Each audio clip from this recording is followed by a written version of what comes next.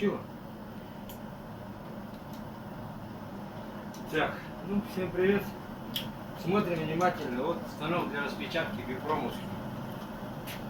Устанавливаешь на станину, нажимаешь кнопку и поехали.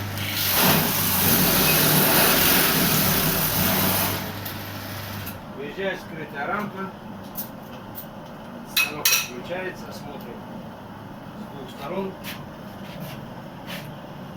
Все скрыто, там внутри роторы, ну, где, если роторы не достают, бывают огрехи остаются чуть-чуть. Отправляешь это. Сюда ставим бипромовский стол для распечатки, потом отсюда ставим бипромовскую медогонку.